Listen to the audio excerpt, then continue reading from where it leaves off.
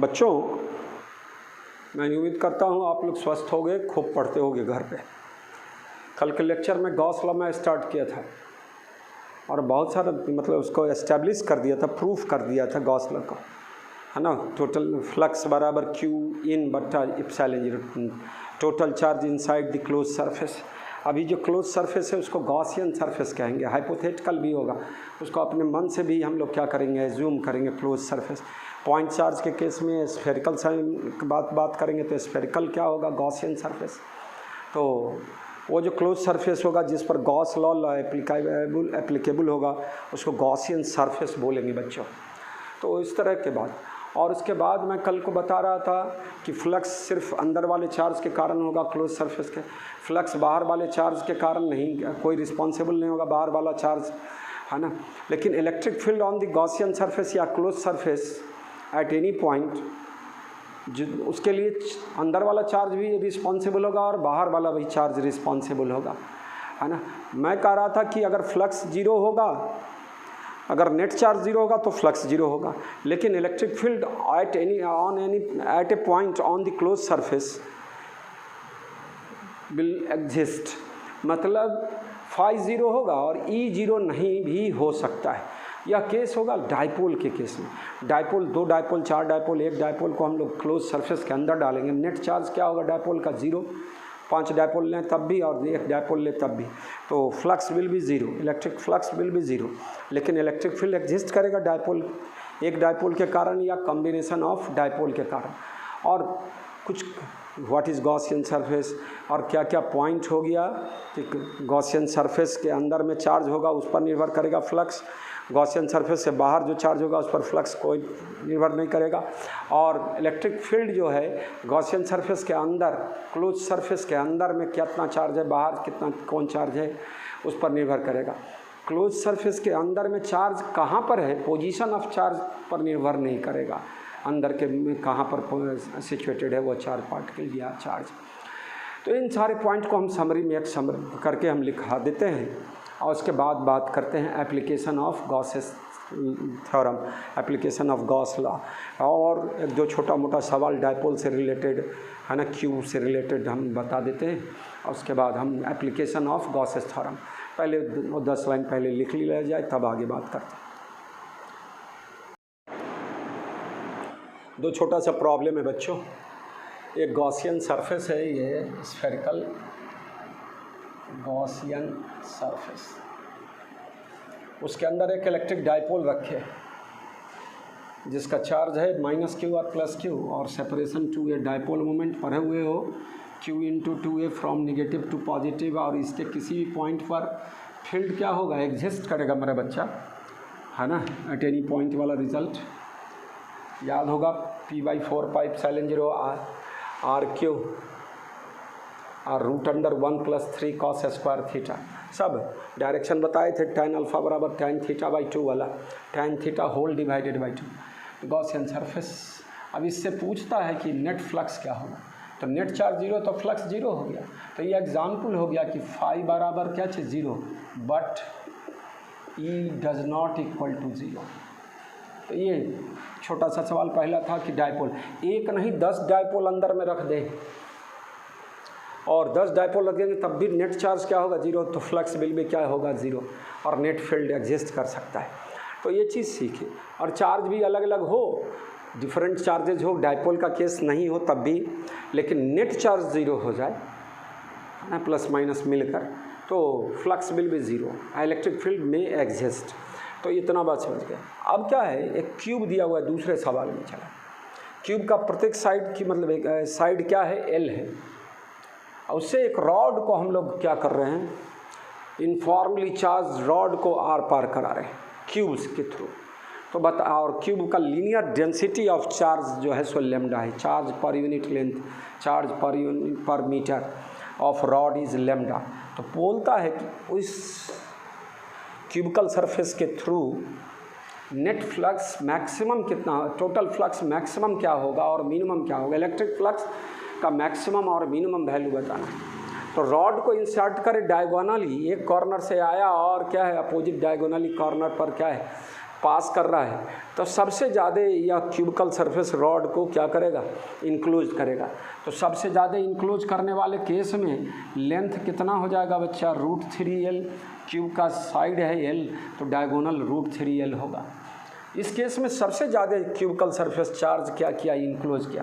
तो ये flux maximum का केस होगा तब जब यह डायगोनली क्या है, अपोजिट इन कर रहा है रॉड यहाँ से, और यहाँ से रॉड क्या हो रहा है, निकल रहा है। वो रॉड हो, वायर हो, तो 5 मैक्स बराबर टोटल चार्ज बाई एप्सिलॉन 0। तो टोटल चार्ज कितना हो गया बच्चों, √3L तो लेंथ है इंटू लेमडा, अब बाई क्या चीज़, एप्सिलॉन 0, या 5 मैक्स का फार्मूला मिल गया। और मिनिमम यह रॉड अगर किसी एक साइड के पैरेलल क्या हो रहा है, एक एज के पैरेलल क्या हो रहा है, जा रहा है, तो सबसे कम लेंथ इंक्लोज्ड होगा वायर का, रॉड का, वह लेंथ होगा L के बराबर। तो उस केस में 5 विल भी मिनिमम, और थोड़ा भी तिरछा करेंगे तो ज़्यादा रॉड की लंबाई क्या होगा, उस क्यूब के क्रॉस होगा। तो 5 मिनिमम बराबर क्या होगा, चला L लेमडा बाई एप्सिलॉन 0। एक छोटा सा सवाल था दो। और इस अब हम लोग को मूलतः क्या करना है, एप्लीकेशंस की बात करनी है।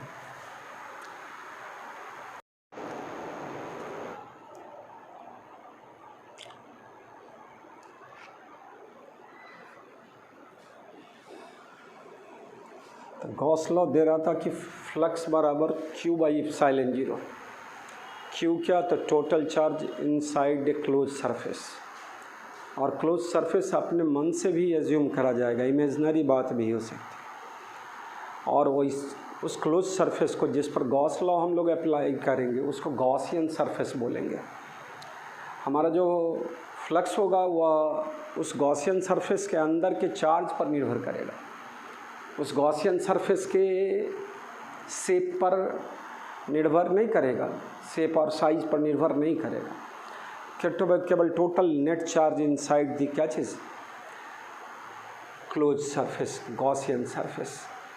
तो कुछ पॉइंट सब बोले हम, है ना, लेक्चर के बीच में, कि जो फ्लक्स होगा वह सिर्फ अंदर वाले चार्ज पर निर्भर करेगा, बाहर गॉसियन सरफेस से बाहर जो चार्ज होगा, क्लोज सरफेस से बाहर जो चार्ज होगा, उसका उस पर कोई इफ़ेक्ट नहीं होगा फ्लक्स पर।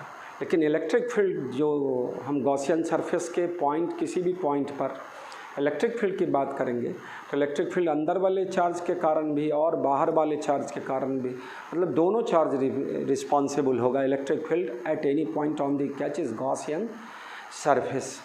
इस तरह की बातों को हम एक समरी टाइप बनाकर लिखा दिए हैं। गॉस लॉ कभी भी लागू होगा तो हम लोग गॉसियन सरफेस एज्यूम करेंगे, या होगा या एज्यूम करेंगे, और उसमें इसके चार्ज डिस्ट्रीब्यूशन में कुछ साइमेट्री होगा, तभी गॉस लॉ क्या होगा, एप्लीकेबल होगा। तो ये चार्ज डिस्ट्रीब्यूशन क्या है उसको मैं दिखाता हूँ एप्लीकेशन के थ्रू, है ना, और कुछ पॉइंट्स लिख दिए हैं इसी में। Gauss law gives the relation between electric field at a point on A close surface and the net charge enclosed by this surface. This surface is called Gaussian surface. It is a closed hypothetical surface, imaginary, काल्पनिक. It is used to give electric field due to some symmetric charge distribution. और ये कुछ point है, electric flux through Gaussian surface is independent of its shape. Electric flux through Gaussian surface depends only on total charge present inside the Gaussian surface. Here electric flux through the Gaussian surface is independent of position of charges inside the Gaussian surface. Gaussian inside it लिखे हैं, inside the Gaussian surface. Gaussian surface के अंदर charge कहीं पर भी हो, हमको उससे मतलब नहीं है, उस नेट चार्ज से मतलब है. और नेट चार्ज अगर जीरो हो जाए तो फ्लक्स विल बी ज़ीरो. और यह कोई ज़रूरी नहीं है कि फ्लक्स जीरो होगा तो इलेक्ट्रिक फील्ड जीरो होगा. हम अगर गॉसियन सरफेस के अंदर डायपोल को प्लेस करते हैं तो डायपोल में net charge will be zero, तो फ्लक्स विल बी ज़ीरो. लेकिन डायपोल के कारण फील्ड एग्जिस्ट करता है. तो यह पॉइंट हो गया कि अगर फाई ज़ीरो होता है तो ई ज़ीरो होगा, इट इज़ नॉट नेसेसरी. लेकिन अगर ई ज़ीरो होता है तो वहाँ फ्लक्स क्या होगा, ज़ीरो होगा. फ्लक्स क्या होगा, ज़ीरो होगा. तो इस तरह की बातों को मैं लिखाया. तो यह तीसरा, electric flux through the Gaussian surface independent of position of charge inside. Electric field at the Gaussian surface is due to all the charges present inside as well as outside the Gaussian. Electric field में अंदर वाला charge भी responsible होगा और बाहर वाला charge भी responsible होगा। आइए गॉसियन सरफेस फाई बराबर 0 डज नॉट इम्प्लाई ई बराबर 0 डायपोल के केस में सीखा है, बताए, और at every point of the surface but E बराबर 0 at every point implies phi बराबर 0। जहाँ ई बराबर 0 होगा वहाँ पर फ्लक्स बराबर 0 होगा। तो इन सारे बातों को लिख लिया जाए। हम एक दो पॉइंट और बता देते हैं तब आगे बात करेंगे।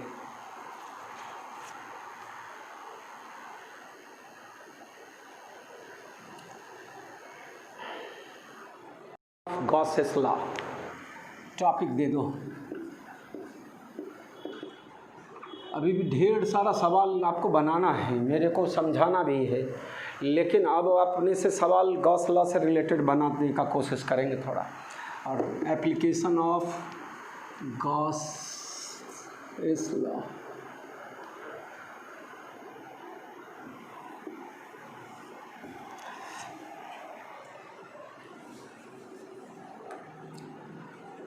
पहला एप्लीकेशन बता रहे हैं, derivation of Coulomb's law.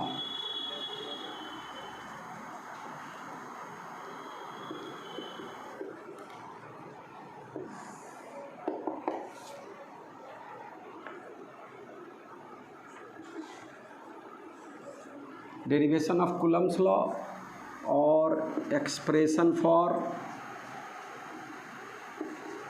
electric field intensity E at a point due to a point charge, point source charge।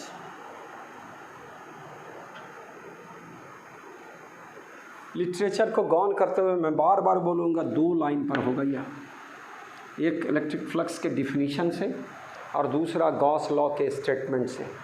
Electric flux का स्टेटमेंट का सिंपल फॉर्म था इलेक्ट्रिक फ्लक्स बराबर इलेक्ट्रिक फील्ड इनटू एरिया, लेकिन वैसे cases में जहाँ पर electric field और एरिया हर जगह क्या हो, सेम डायरेक्शन में हो, थीटा 0 डिग्री, ई वेक्टर और ए वेक्टर के बीच का एंगल 0 डिग्री हो, उस केस में। नहीं तो डी फाई बराबर E D A cos theta सिखाए थे फ्लक्स का फॉर्मूला, छोटे जहाँ पर इलेक्ट्रिक फील्ड नॉन यूनिफॉर्म की बात होगी और उसको इंटीग्रेट करके निकालते थे टोटल फ्लक्स एक, और दूसरा फ्लक्स बराबर total charge inside the close surface by epsilon 0, Q in by epsilon 0 लिखना सिखाए। इसी दो पॉइंट से हम लोग क्या करेंगे, एप्लीकेशन की बात करेंगे गॉस लॉ का। और इलेक्ट्रिक मूल काम है इलेक्ट्रिक फील्ड इंटेंसिटी निकालना। तो पॉइंट चार्ज के कारण इलेक्ट्रिक फील्ड इंटेंसिटी निकालने चले हैं किसी पॉइंट पर, तो गॉस लॉ के साथ, और उसी से कूलम्ब्स लॉ भी क्या करेंगे, डेराइव कर लेंगे हम लोग। तो मान लो ओ पर प्लस क्यू चार्ज है, सोर्स चार्ज, और इस पी पॉइंट पर हम लोग को फील्ड निकालना है। अभी हम पहले इस पर ही चले हैं फील्ड, उसी से हम इसको ले लेंगे कूलम्ब्स लॉ। आर डिस्टेंस पर है, ओ को सेंटर और पी को रेडियस मानकर गोला बनाते हो, स्फीयर ड्रॉ करते हो, क्लोज सरफेस हो गया बच्चा। और यहाँ साइमेट्री क्या होगा, इसके कारण फील्ड का वैल्यू सब जगह, मैग्नीट्यूड क्या होगा, सेम होगा। पोटेंशियल बोले तो सब जगह क्या होगा, सेम होगा इस सरफेस के हर पॉइंट पर। तो कुछ साइमेट्री हुआ तो यहाँ हम लोग गॉस लॉ लगा सकते हैं मेरे बच्चों। तो पहला पॉइंट क्या हो गया, Gaussian surface, close surface assume किए। मैं बोला पॉइंट चार्ज के केस में गॉसियन सरफेस का शेप क्या होगा, स्फेरिकल होगा, स्फेरिकल सरफेस। अब इसके हर पॉइंट पर बच्चों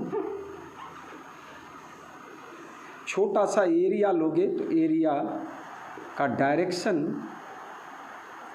नॉर्मली आउटवर्ड, और इलेक्ट्रिक फील्ड का डायरेक्शन भी इस पॉइंट पर, पी पॉइंट पर क्या होगा, इसी डायरेक्शन में रेडियली आउटवर्ड। पॉजिटिव चार्ज है तब माइनस रहता यह, तो अंदर की ओर होता फील्ड, लेकिन यहाँ प्लस चार्ज लिए हैं और इसके कारण यहाँ अगर पॉइंट करेंगे तो इलेक्ट्रिक फील्ड वेक्टर तो बदल जाएगा, लेकिन ई मैग्नीट्यूड ही रहेगा और एरिया दोनों सेम डायरेक्शन में। तो हर जगह क्या होगा, इलेक्ट्रिक फील्ड और एरिया एलिमेंट के बीच का एंगल 0 डिग्री होगा बच्चों, है ना। Electric field is radially outward और area element is also radially outward, मतलब उस पॉइंट पर क्या करेंगे, नॉर्मली आउटवर्ड। तो ई वेक्टर और डी ए वेक्टर के बीच का एंगल क्या होगा, 0 डिग्री होगा। तो यहाँ पर इस छोटे से एरिया के लिए फ्लक्स क्या लिखेंगे, डी फाई बराबर E D A cos 0 degree E D A, और टोटल फ्लक्स बराबर फाई बराबर इंटीग्रेट करोगे पूरे क्लोज सरफेस के लिए। इलेक्ट्रिक फील्ड का मैग्नीट्यूड क्या है, बराबर हर जगह, तो ई बराबर हो गया, मतलब कॉमन हो जाएगा। और बच्चों पूरे क्लोज सरफेस का एरिया रेडियस आर है तो क्या होगा, 4 पाई आर स्क्वायर। यह इक्वेशन नंबर 1। यह इलेक्ट्रिक फ्लक्स के डिफिनीशन के आधार पर ये निकाले, इलेक्ट्रिक फ्लक्स के कंसेप्ट के आधार पर। अब गॉस लॉ से क्या होगा, by use Gauss law total flux over this Gaussian surface बराबर Q by epsilon 0।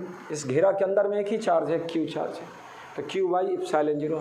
Equation number 2 from, मैं बोला 2 ही लाइन से हम लोग को एप्लीकेशन करना है, तो एक लाइन यह हो गया फ्लक्स वाला, और दूसरा इलेक्ट्रिक फ्लक्स के कंसेप्ट के आधार पर, दूसरा गॉस लॉ के आधार पर। From 1 and 2 5 E into 4 pi r square बराबर Q बाई इप्सिलॉन 0, E बराबर Q by 4 pi epsilon 0 r square. Vector लगाएंगे, लॉन्ग ओपी वेक्टर रिपल्सन वाला केस होगा, है ना। तो यह इलेक्ट्रिक फील्ड का फॉर्मूला निकाल दिए पॉइंट चार्ज के केस में बच्चों। अब इसी से कूलम्ब्स लॉ हम क्या करने जा रहे हैं बच्चों, ड्राइव करने जा रहे हैं। तो कूलम्ब्स लॉ को ड्राइव करने का क्या है, यहाँ मान लो कि कोई चार्ज Q0 रखे इसी में, इसके बाद के स्टेप को मैं इसके आगे लिख दूँ, let Q0 charge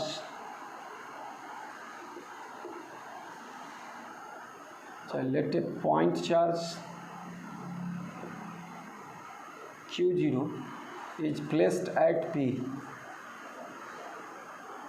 then force on Q0 due to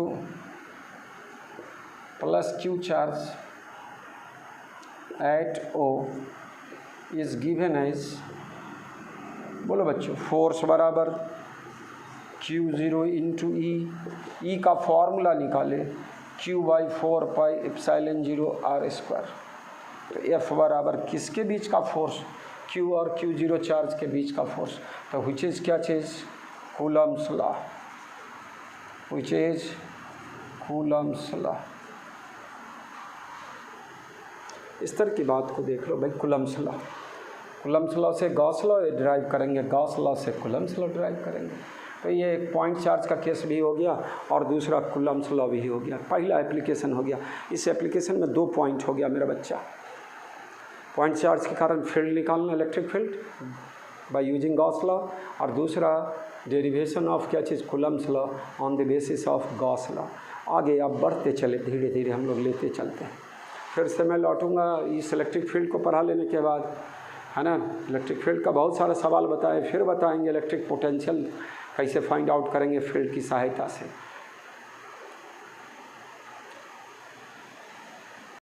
अब दूसरा एप्लीकेशन बता रहे हैं।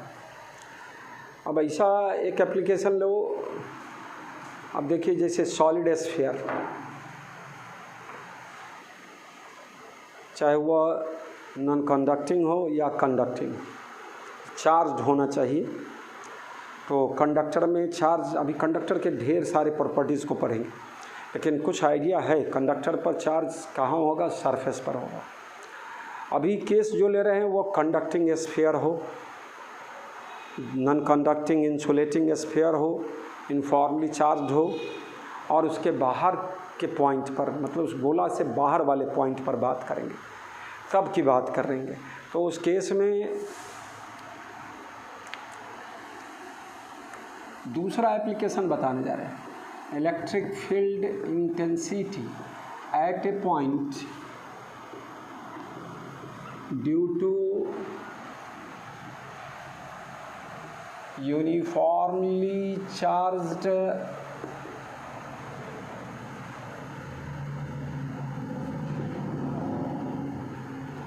spherical conductor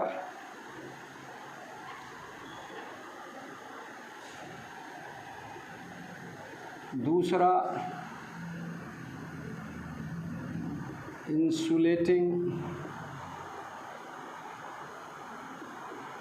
and non-conducting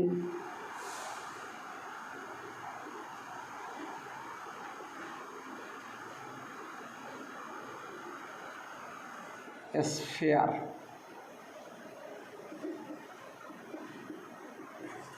तीनों का केस होगा, तीनों में से सब में एक ही तरह की बात लगाएंगे।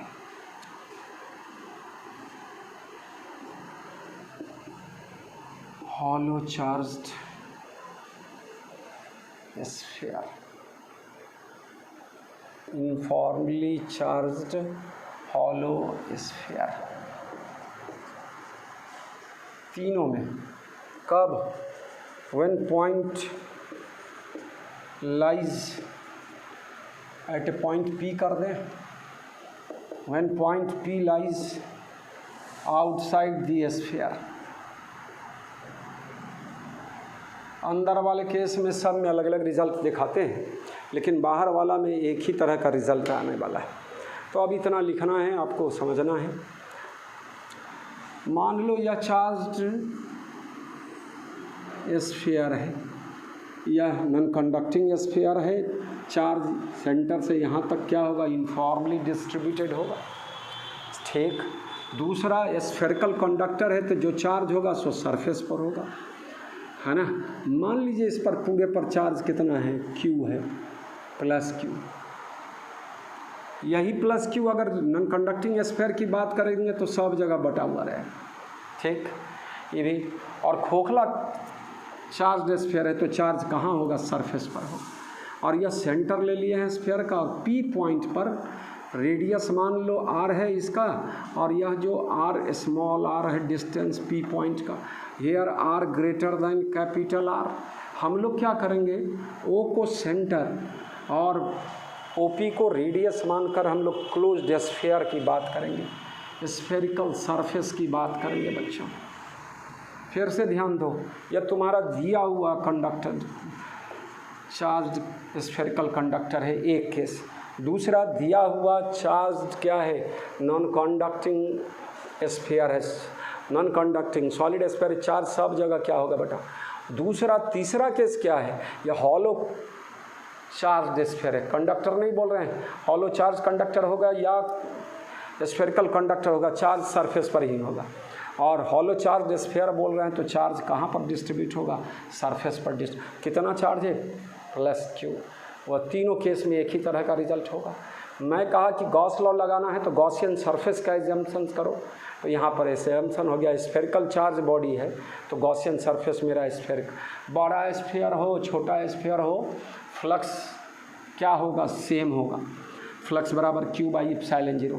तो हम इससे पहले वाले कंक्लूडिंग पॉइंट्स हमने बताए हैं कि वह उसके शेप पर, साइज पर निर्भर नहीं करेगा, गॉसियन सरफेस के से साइज पर। यहाँ देख लो भाई। अब बताइए फ्लक्स की परिभाषा से, इस पॉइंट पर फील्ड कितना है? मान लो P पॉइंट पर फील्ड, E वेक्टर, डायरेक्शन भी किधर है? इसी तरह कूलम्ब्स लॉ वाले में भी यही था। तो d फाई बराबर क्या हुआ मेरा बच्चा? E dot dA cos 0 degree. OP को क्या माने हो? और भाषा को गौन किए कि आप देखो, भाषा तुम खुद बनाओ, खुद लिखो। Let ABC be a uniformly charged spherical conductor, अब लिख दे के नॉन कंडक्टिंग स्फीयर, अब लिख दे के हॉलो स्फीयर ऑफ रेडियस क्या चीज़? R with center at O। we have to find out electric field intensity at point P such that OP बराबर small r, here R greater than capital R, that is point P lies outside gravitation। इस सब में इस तरह का deduction सब खराब हुआ है पहले से। चलिए क्या होगा बच्चों? E into dA total electric flux, electric flux छोटे एरिया के लिए था, अब total electric flux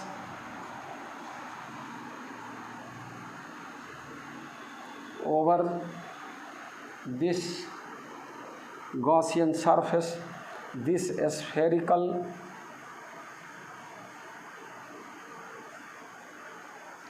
Gaussian surface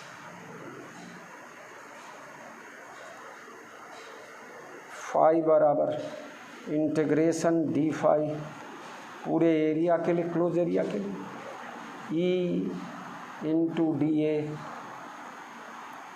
ई बाहर आया, ई का वैल्यू सब जगह क्या होना है सेम, इस हर पॉइंट पर। ई वेक्टर नहीं बोल रहे हैं, मैग्नीट्यूड सब जगह सेम होगा। एरिया क्या होगा, है ना, जिधर ई का डायरेक्शन होगा उधर ही डी ए वेक्टर का डायरेक्शन। तो ई और टोटल एरिया का इंटीग्रेशन पूरे सरफेस का एरिया कितना बच्चों, E into 4 pi r square, equation number 1 phi बराबर। अब इसके बाद ये तो इलेक्ट्रिक फ्लक्स का, यह इतना ही बात कूलम्ब्स लॉ में भी कहते हैं फर्स्ट डेरिवेशन में। Again by using Gauss law, phi बराबर इस पूरे बाहरी गोला पर, गोलीय सतह पर, स्फेरिकल सरफेस पर टोटल फ्लक्स कितना होगा, उसके अंदर का चार्ज, तो अंदर का चार्ज क्या, क्यू। स्फेरिकल कंडक्टर था तो यहाँ होगा, लेकिन है तो इसके अंदर ही। नॉन कंडक्टिंग स्फेयर का चार्ज यहाँ से यहाँ तक बटा रहेगा, तब भी टोटल चार्ज इस गॉसियन सरफेस के अंदर में वही क्यू। और चला हॉलो स्फीयर होगा तब भी क्या होगा, चार्ज सरफेस पर होगा, तो टोटल चार्ज इनसाइड दी क्या चीज़, गॉसियन सरफेस बराबर how much, Q by epsilon zero. Charge हो गया क्यू तो फ्लक्स होगा क्यू बाई इप्सिलॉन। कोई मीडियम नहीं है तो दूसरा मीडियम रहता तो जिसकी परमिटिविटी क्या है, epsilon, relative permittivity epsilon r, तो क्यू बट्टा इप्सिलॉन जीरो इप्सिलॉन आर लिखते, लेकिन यहाँ पर क्यू बाई इप्सिलॉन जीरो। अब ये एक यही दो लाइन करना ही है बार बार, दोनों को इक्वेट कर देना है। फ्रॉम 1 and 2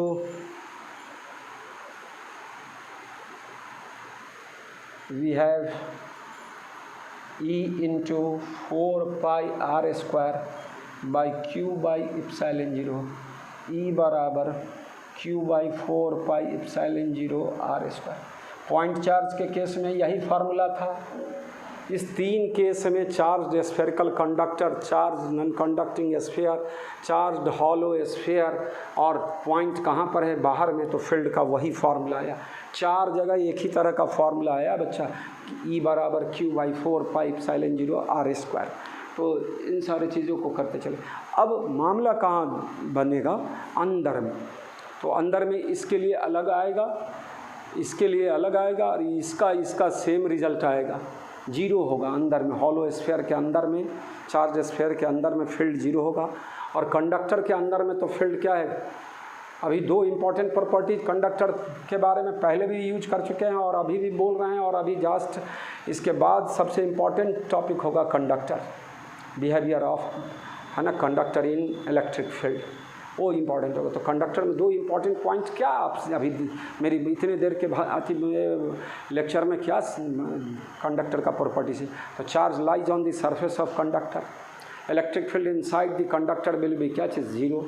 सब गॉस लॉ से हम लोग आगे भी देखने जा रहे हैं अभी जस्ट। तो इतना रिजल्ट आ गया। ई बार फील्ड का डायरेक्शन तो प्लस चार्ज वाला होगा तो बाहर की ओर, और माइनस चार्ज वाला रहेगा तो अंदर की ओर हो जाएगा। इसको रखा जाएगा, आगे बढ़े।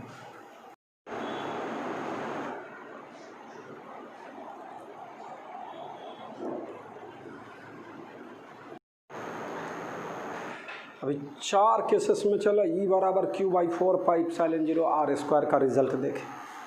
पॉइंट चार्ज के केस में भी देखे, और uniformly charge spherical conductor, uniformly charge, है ना, hollow sphere, uniformly charge non conducting sphere के बाहर, तीनों केस में हम लोग क्या देखे, ई बराबर Q by 4 pi epsilon 0 r square. अब देखो, अब एक एक करके हम लोग पहले क्या कर लें, एप्लीकेशन गॉस लॉ का, electric field intensity at a point inside the uniformly charged solid sphere. Uniformly charge सारे जगह चार्ज, नॉन कंडक्टिंग स्फीयर होगा।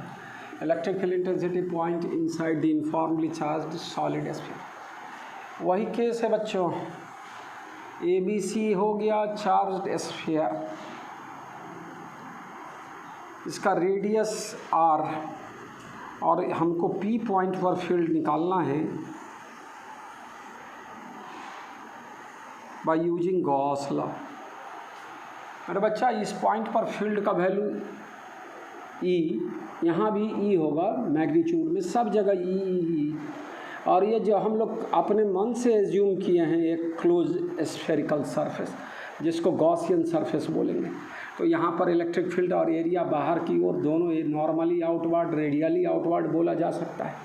तो यहाँ लेकिन इसमें चार्ज बस गॉसियन सरफेस ए है, तो चार्ज कहाँ तक का लेना है, इसके अंदर का, इसके बाहर के चार्ज से हमको कोई मतलब नहीं।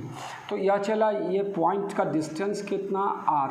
अब भाषा को हम क्या करते हैं, आप खुद अपना उसको लिखेंगे, let ABC be a uniformly charged solid sphere having charge Q of radius r with center at O, we have to find out electric field intensity at point P such that OP बराबर क्या, small r, where r is less than capital R। इससे पहले वाले में small r greater than capital R बाहर। We draw a sphere of radius small r with centre at O and this surface is assumed as Gaussian surface. तो ये सब भाषा आप खुद लिखेंगे तब ज़्यादा।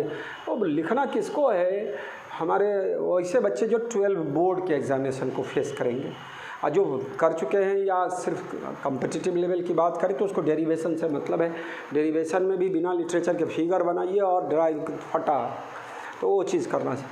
तो हम जो बता रहे थे कि फ्लक्स कितना होगा इस गॉसियन सरफेस पर, तो E इंटू 4πr², या फ्लक्स के डिफिनीशन से। और दूसरा by using Gauss law, phi बराबर Q इन बाई एप्सिलॉन 0। अभी Q इन कितना होगा शोध निकालना।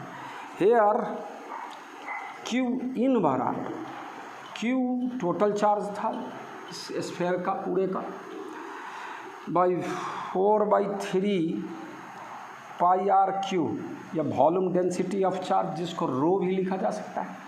और इसको मल्टीप्लाइड करोगे तो क्या होगा, किससे multiplied, sorry capital R⁵, charge per unit volume, और उसको इस छोटका वॉल्यूम से क्या कर दे, मल्टीप्लाइड कर, है ना, इस स्मॉल स्फीयर वाला 4/3 πr⁵। इसको रो भी लिखा जा सकता है, अब वो भी लिख देंगे, या क्या होगा Q/r⁵ into small r⁵। Q इन निकला तो यहाँ से क्या हो जाएगा, फ्लक्स बराबर, देयरफॉर फाई बराबर Q, इसका वैल्यू पुट करें Q/ε0 r⁵ into r⁵, equation number 2। अब यहाँ इसको अगर रो के टर्म में लिखते तो यही टर्म क्या हो जाता बच्चों, रो इंटू 4/3 πr⁵। कैसे क्या करोगे, इसको इतना लिखा जा सकता है 4/3 πr⁵ रो, अब बाई क्या चीज़, या चार्ज निकला Q इन, अब बाई क्या चीज़, एप्सिलॉन 0, और करके फ्रॉम 1 and 2। देखो बच्चों, E इंटू 4πr² बराबर QR⁵ by epsilon 0 r⁵, r² से कैंसिल, एगो r बचेगा, E बराबर Q/4πε0 r⁵ इंटू r। इसी को फिर ब्रैकेट में इसके आधार पर लिखा जाए, है ना, कितना होगा E इंटू 4πr², इसको भी हम लोग 2 मान सकते थे, E इंटू 4πr² बराबर क्या, 4/3 πr⁵ row by epsilon zero. देखो ध्यान देना बच्चों, दो तरह की बात को एक साथ लेकर कर रहे हैं। आप अलग अलग सेपरेट भी कर सकते हो, नहीं तो इसी रिजल्ट में चार्ज के जगह क्या लिख देते, rho into 4/3 pi are Q, तो उससे भी रिजल्ट आ जाता। कैपिटल आर क्यू कैंसिल हो जाएगा सब, है ना, रो आर बट्टा 3 एप्सिलॉन जीरो आएगा, है ना। यहाँ ध्यान दो क्या हो गया, 4 पाई आर स्क्वायर कैंसिल हो जाएगा, ई बराबर मिल गया रो आर बाई 3 एप्सिलॉन जीरो। जब जस्ट इस रिजल्ट से आपको ग्रेविटेशन में सॉलिड एस्फीयर के अंदर में ग्रेविटेशनल फील्ड इंटेंसिटी, वहाँ रो के जगह मास पर यूनिट वॉल्यूम बोलेंगे, जो क्यू लिखे हैं तो मास लिखते सॉलिड एस्फीयर का। तो डिट्टो 1/4 पाई एप्सिलॉन जीरो को कैपिटल जी लिखना सिखाए हुए बच्चों, यूनिवर्सल ग्रेविटेशनल कांस्टेंट, है ना। तो इसको मिला लोगे ना तो चार्ट तैयार हो जाएगा ग्रेविटेशन और इलेक्ट्रिक फील्ड का। मैं बार बार बोले जा रहा हूँ, चलिए इतना बात सिखाएं। इन सारे रिजल्ट से क्या निकल कर आया, ई वैरीज आर, है ना। और इससे पहले वाले रिजल्ट में ई वैरीज 1/r² था, तो ई वैरीज आर सेंटर पर जाकर फील्ड क्या होगा, ज़ीरो हो जाएगा। क्या है कि स्मॉल आर का वैल्यू क्या हो जाएगा, ज़ीरो हो जाएगा। तो ये हम क्या निकाले, इलेक्ट्रिक फील्ड। अभी हम लोग सिर्फ uniformly charge solid sphere, non conducting sphere की बात करेंगे बच्चों, और उसी से रिलेटेड हम आप फिर से आपको थोड़ा सा इसको फिर ब्रेक दे रोक रहे हैं, और हम पीछे थोड़ा ले चल रहे हैं, पोटेंशियल का फॉर्मूला बताने जा रहे हैं। हमने सॉलिड एस्फीयर ये सब का केस को छोड़ दिया था, कहा था गॉस लॉ के बाद मैं उसको बताऊंगा। मैं पहले उसको थोड़ा सा दिखा लेता हूँ, है ना। और तब पहले इतना समझ लो भाई, गॉसियन सरफेस एक इम्पॉर्टेंट बात हो गई कि हम लोग गॉसियन सरफेस खींचेंगे, ड्रॉ करेंगे, तभी जाके गॉस लॉ लागू करेंगे। और कैसे क्या किए सो देखो, सब में मिलता जुलता रिजल्ट है। फ्लक्स बराबर intensity into area into cos theta वाली बात लेते थे, और दूसरा फ्लक्स बराबर total charge enclosed by the Gaussian surface by epsilon zero. इतनी बात मैं लिखाया। अब इसको इस रिज़ल्ट पर मैं कुछ बात करने चला हूँ, है ना। पहले तो ग्राफ बता देते हैं, ई और स्मॉल आर का ग्राफ, और उसके बाद पोटेंशियल मैं ड्राइव कर देता हूँ यूनिफॉर्मली चार्ज सॉलिड एस्फीयर वाला केस को।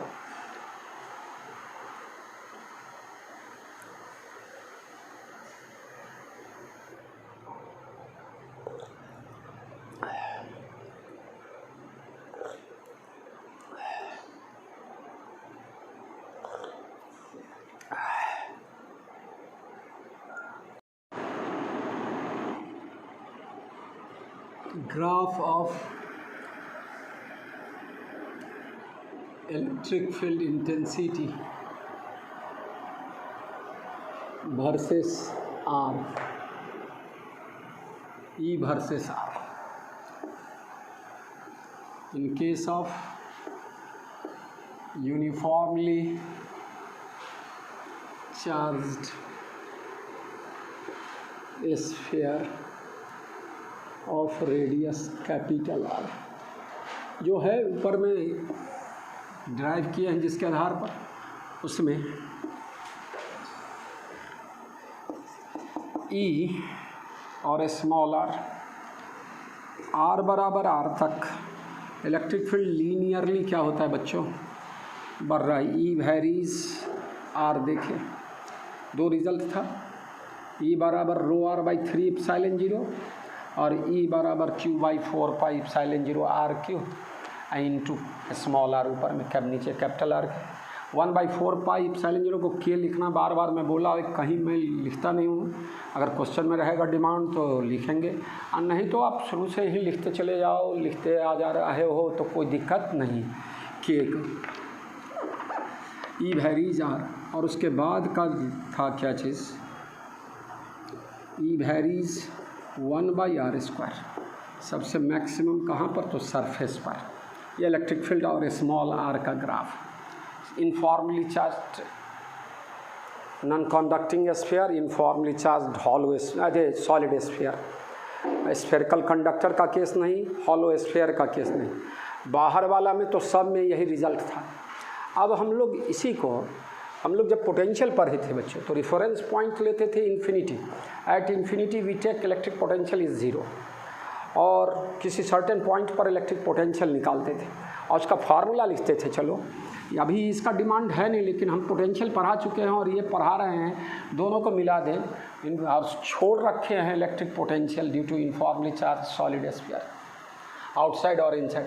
आउटसाइड वाला केस में तीनों के लिए, जैसे इलेक्ट्रिक फील्ड सब के लिए समान लाए हैं, पोटेंशियल का भी वैल्यू क्या होगा, इलेक्ट्रिक पोटेंशियल का भी वैल्यू मेरे बच्चों सेम आएगा। तो ध्यान देना थोड़ा सा बात को, है ना। तो वी आउट निकालने चले, वी आउट का मतलब आउटसाइड दी क्या चीज़ है, स्फीयर। कौन? तीन case, informally charge solid sphere, uniformly charge spherical conductor, uniformly charge hollow sphere. तो तीनों केस में वी आउट की बात करें, इस तरह का केस था बच्चों, या रेडियस आर था और पॉइंट कहीं पर था पी, कहीं भी ले सकते थे, और इन्फिनिटी पर रिफरेंस पॉइंट कहाँ, रिफरेंस पॉइंट इन्फिनिटी, भी बराबर क्या चीज़, ज़ीरो। और भी का फॉर्मूला पढ़े थे बच्चों, ऐसे केस में इन्फिनिटी पर जब पोटेंशियल ज़ीरो लेते थे तो एक्चुअली डी वी बराबर माइनस ई डी आर लिखते थे, और इसको इंटीग्रेट करते थे तो जीरो से कहाँ तक, भी तक, और इन्फिनिटी से कहाँ तक, आर तक। हम लोग बाहर की बात कर रहे हैं, अभी वी आउट की बात कर रहे हैं। तो वी आउट के केस में इलेक्ट्रिक फील्ड का फॉर्मूला तुम पढ़े हो, ई आउट के केस में है क्यू बाई 4πε0 आर स्क्वायर, के क्यू बाई आर स्क्वायर बोलते रहते हैं, के 1/4π, और ई इन बराबर रो आर बाई 3πε0, और ई किसके लिए, सॉलिड स्फीयर वाला, यूनिफॉर्मली चार्ज सॉलिड स्फीयर। और ई आउट वाला में तो बच्चों solid sphere, hollow sphere, charge sphere, spherical conductor, सब के केस में आउटसाइड द इलेक्ट्रिक फील्ड का एक कॉमन फार्मूला था। तो पोटेंशियल का भी कॉमन फार्मूला आने वाला है। तो हम पोटेंशियल मेन निकालने जा रहे हैं, वी आउट का बात करने जा रहे हैं, आउटसाइड द स्फीयर वाला। और electric field outside, electric field inside में तो मैं दिखाऊंगा, अभी जस्ट आपको दिखाऊंगा। और आपको पता है हॉलो स्फेरिकल कंडक्टर हो तो अंदर में फील्ड जीरो होगा, हॉलो चार्ज स्फीयर है तो अब भी फील्ड अंदर में जीरो होगा, वो सब दिखाने जा रहे हैं। लेकिन अभी इसके आधार पर, है ना, मैं इलेक्ट्रिक पोटेंशियल का वैल्यू निकालने जा रहा हूँ आउटसाइड, और सॉलिड स्फीयर में अंदर वाला भी केस पढ़ेंगे अभी जस्ट। तो ये अलग पोटेंशियल से रिलेटेड बात करने जा रहे हैं, ध्यान दोगे बच्चों थोड़ा सा। तो डी वी का इंटीग्रेशन भी आता है सबको, और भी माइनस जीरो बराबर भी लिखेंगे, और माइनस ई के जगह बाहर वाले केस में क्यू बाई 4πε0 आर स्क्वायर, सारे केस में था, इंटू क्या चीज़, d r, minus Q by 4πε0 बाहर, इसको इंटीग्रेट करना पड़ेगा फ्रॉम इन्फिनिटी टू आर। यहाँ ध्यान दो, आर का power -2 dr infinity to r, q by 4πε0 कितना होगा बच्चों, इंटीग्रेशन में पावर 1 से बढ़ेगा और उसी से डिवाइड, तो -1/r लिखना है इन्फिनिटी टू आर, है ना, -q बाई 4πε0 अपर लिमिट, तो आर के जगह आर, और माइनस प्लस 1/इन्फिनिटी, समथिंग बाई इन्फिनिटी बराबर 0, माइनस प्लस, तो भी बराबर भी आउट लिखेंगे इसको, चाहे पहले भी लिख दें, भी बराबर q बाई 4πε0 आर। तो आउटसाइड दी चार्ज स्फीयर, चाहे स्फेरिकल कंडक्टर हो, हॉलो चार्ज स्फीयर हो, या नॉन कंडक्टिंग स्फीयर हो, बाहर में पोटेंशियल का फार्मूला भी बराबर q बाई 4πε0 आर, जो पॉइंट चार्ज के केस में होता था वही रिजल्ट आया। ये चीज़ दिखाए अब, है ना। अब इतना बात समझ गए किसके लिए, तीनों केस में आउटसाइड वाला में सेम आएगा। अब अंदर वाले केस में बात करें तो अंदर वाला केस सिर्फ अभी पढ़ेंगे किसके लिए, है ना, graph electric field intensity, sorry electric potential inside at a point inside the uniformly charge solid sphere के केस में। तो वो केस अब दिखाने जा रहे हैं।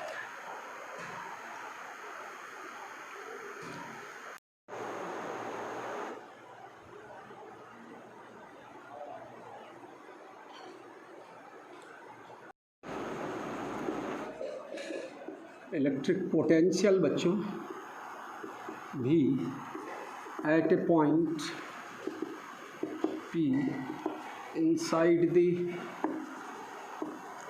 uniformly charged solid sphere.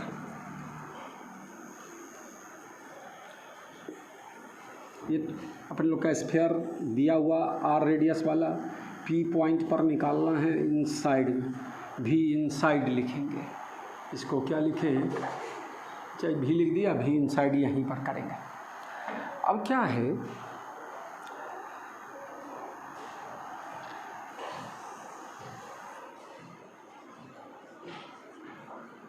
दो तरह का केस करना है। पहले इन्फिनिटी से बात कर देनी है, इन्फिनिटी से कहाँ तक, सरफेस तक, और फिर सरफेस से कहाँ तक, पी पॉइंट तक।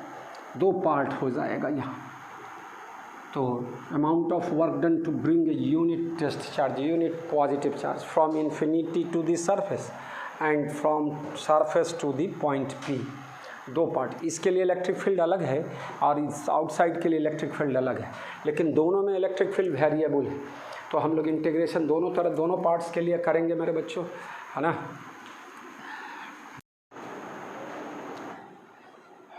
तो भी इन लिख दे, भी इन बराबर minus E dot d r, मतलब ई इंटू डी आर, यहाँ डायरेक्शन वाला एक ही लाइन।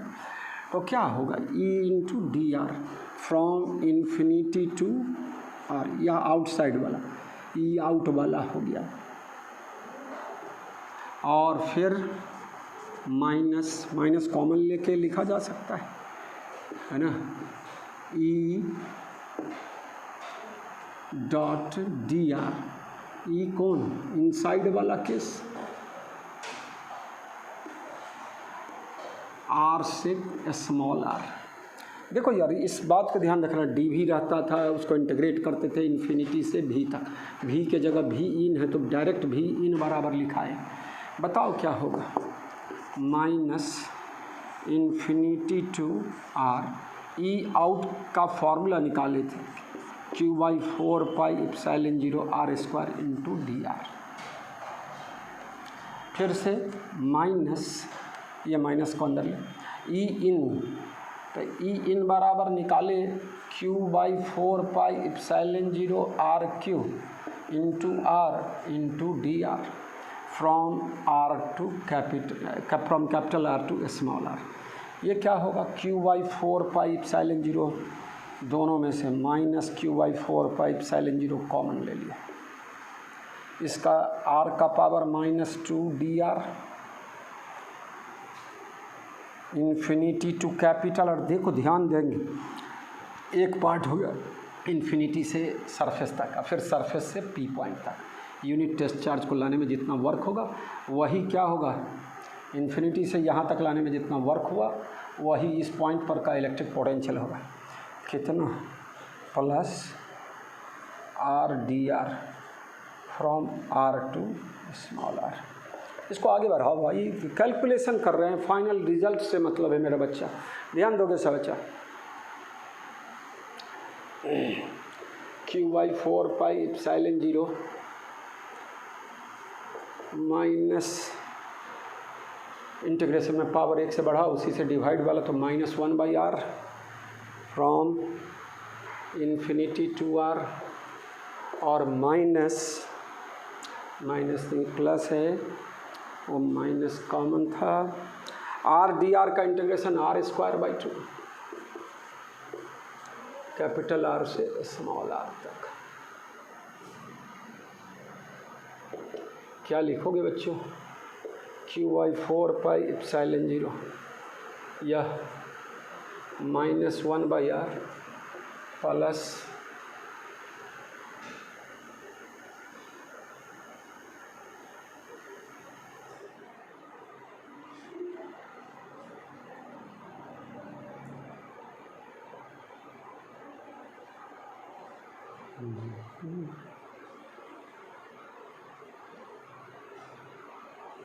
ठीक है ना।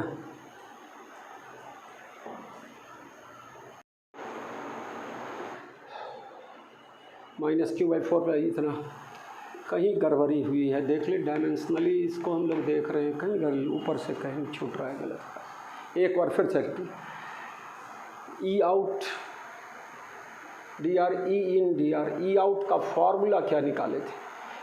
Q/4 epsilon 0 R square into d are, ठीक। और फिर Q/4 epsilon 0 RQ into R into d are. हाँ, यहाँ छूटा है या सही है? सब सही है, सब सही है।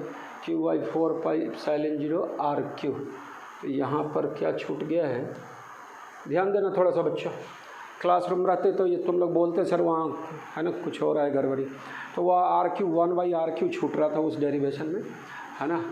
तब यहाँ पर क्या लिखेंगे, 1/RQ, क्या कि डायमेंशनली मैच नहीं कर रहा था, यहाँ 1/R आ रहा था, R²/2 आ रहा था। आप देखो RQ हो गया, ऊपर R² है तो 1/R आ गया, तो डायमेंशनली चेक करना आप लोग को आना चाहिए। कहीं कहीं पर मिस्टेक होता रहता है तो पता चल जाता है बच्चों, तो उस तरह का डेरिवेशन में है ना यूज करते रहना है उसका डायमेंशन का, थोड़ा सा कैसे चेक कर लिए।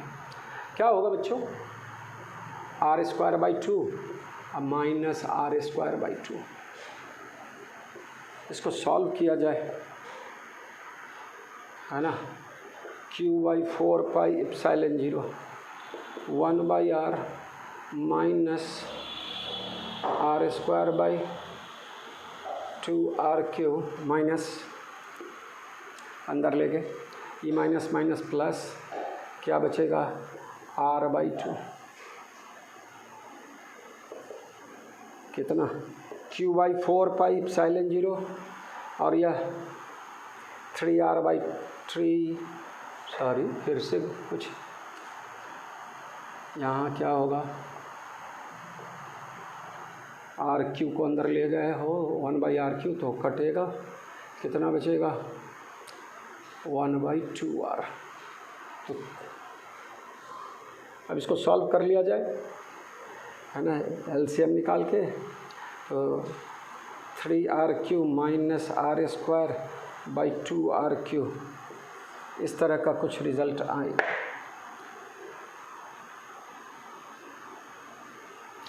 R², ध्यान देना Q/4 एप्सिलॉन 0 3R, इसको करना पड़ेगा आपको, है ना, खुद करते रहे, सॉल्व करते रहें तो हो जाएगा।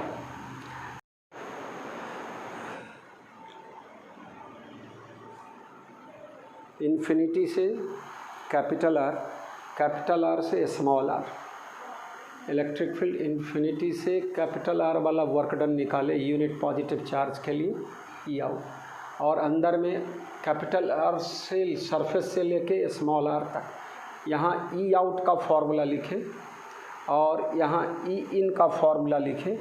इंटीग्रेट किए बच्चों, इंटीग्रेशन आपको करना पड़ेगा और करके फाइनल रिज़ल्ट जो लाए, है ना, वह Q/4 एप्सिलॉन 0, है ना, बाई कितना R जो लिखते थे वह सरफेस पर का पोटेंशियल लिखते थे। यहाँ पर KQ/2RQ भी लिखा जा सकता है, इसको KQ, है ना, बाई कितना 2RQ into 3R² minus R²। ये सारा रिज़ल्ट भी इन का रिज़ल्ट निकला, सॉलिड चार्ज्ड स्फीयर के केस में भी इन। फॉर R बराबर R, जब R बराबर R तो V बराबर KQ/R, Q/4 epsilon 0 R, V surface पर का R, फॉर R बराबर R, that is on the surface of given sphere, V surface KQ/R, Q/4 epsilon 0 R। अब फॉर R बराबर 0, तो R बराबर 0 मतलब सेंटर पर, तो फॉर इतना लिखने के बाद फॉर R बराबर 0 क्या हो जाएगा बच्चों, R के जगह 0 लिखेंगे तो VC लिख दे, इसको VS भी लिख सकते थे, V सरफेस को VS, अच्छा अलग से लिख देंगे, V centre, V centre, r का वैल्यू 0 रखेंगे तो ये 3/2 KQ/R, 3/2 Q/4πε0 है ना। यहाँ पर कैपिटल R, R बराबर 0, R बराबर 0 रखे ना बच्चों, तो नीचे R बचेगा, R3R² से 2R की तो R बचा। यह सरफेस पर का पोटेंशियल है, तो 3/2 V सरफेस एक्चुअली VC बराबर 3/2 VS। ग्रेविटेशन में भी डिट्टो रिजल्ट आया था और इस तरह का रिजल्ट यहाँ पर। तो पोटेंशियल मैक्सिमम कहाँ पर होगा? इलेक्ट्रिक पोटेंशियल सेंटर पर, इस सरफेस पर का 1.5 गुना होगा, 3/2 टाइम्स ज़्यादा होगा। और इस तरह I∞ पर पोटेंशियल क्या होगा? 0 होगा। तो इनको ग्राफ में दिखा दे रहे हैं पोटेंशियल। और ये जो हमारे गॉस लॉ का एप्लीकेशन है नहीं, हम लोग का गॉस लॉ का एप्लीकेशन था इलेक्ट्रिक फील्ड निकालना, बाहर में, अंदर में, सतह पर जो भी था। अब उसकी सहायता से हम लोग इलेक्ट्रिक पोटेंशियल में जो चीज़ छोड़ा हुआ था उसको अब जोड़ रहे हैं यहाँ पर, है ना। तो इन पोटेंशियल निकालने के लिए रेफरेंस पॉइंट लेना आवश्यक है, और रेफरेंस पॉइंट हम लोग कहाँ लेते हैं? इन्फिनिटी पर। और जनरली इन्फिनिटी पर लिया और वहाँ पर का पोटेंशियल 0 मानेंगे। अभी देखते हैं और केसेस देखते हैं, लेकिन पहले इसका ग्राफ देख ले, पोटेंशियल और V और स्मॉल r का ग्राफ देखा जाए।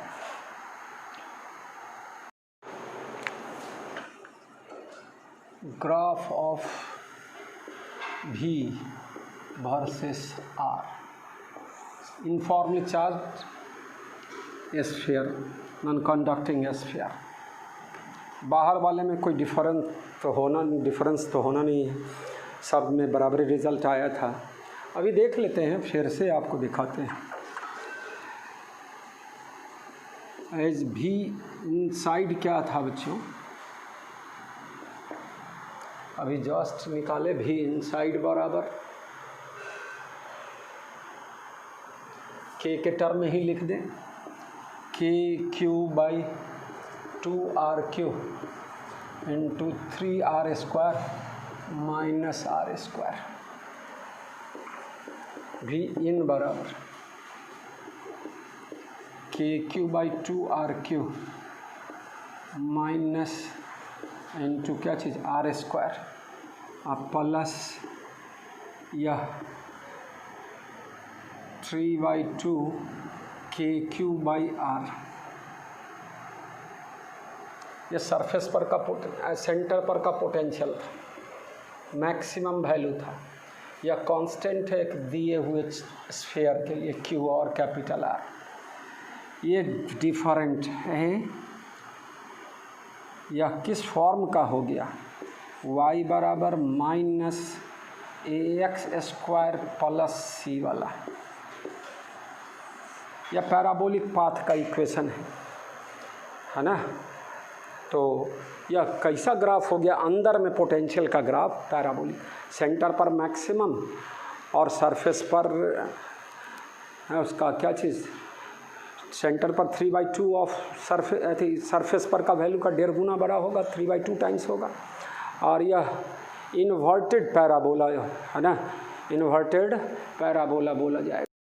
तो यह माइनस साइन क्या दिखाता है? इन्वर्टेड बोलिए या डाउनवर्ड पैराबोला, इन्वर्टेड और डाउनवर्ड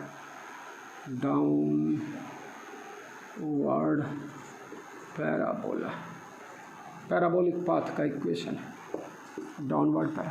तो इसका ग्राफ कैसे होगा? और चला जाए, सब हो चुका है।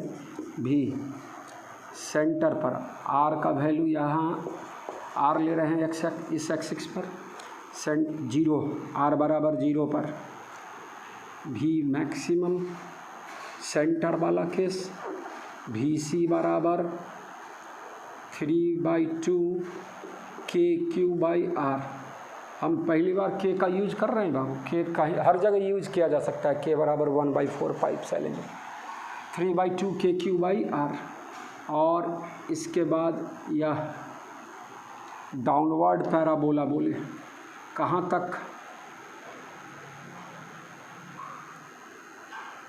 आर बराबर आर तक। और उसके बाद का ग्राफ क्या होगा, रेक्टेंगुलर हाइपरबोलिक वाला बात बोलते हैं। भी वैरीज 1/r वाला केस था। यह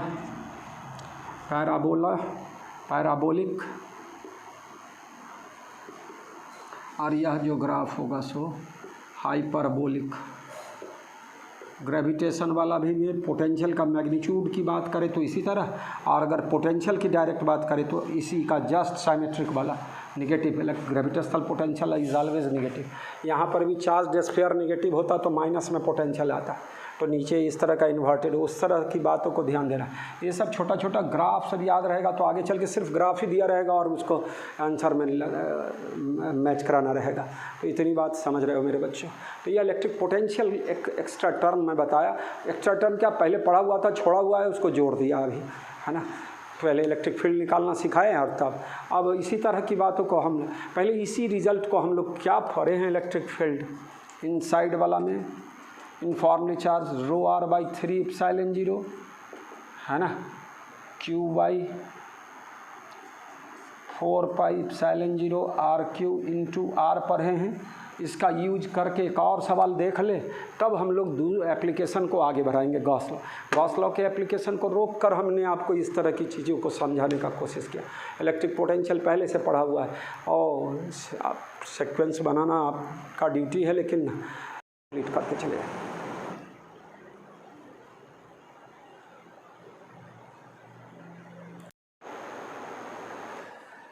हम लोग देख रहे हैं बार बार इंटीग्रेशन आ रहा है अपने से करने का। वो मेरे को मिलाना नहीं है, मेरे को करना नहीं है, वो आपको करना पड़ेगा, है ना।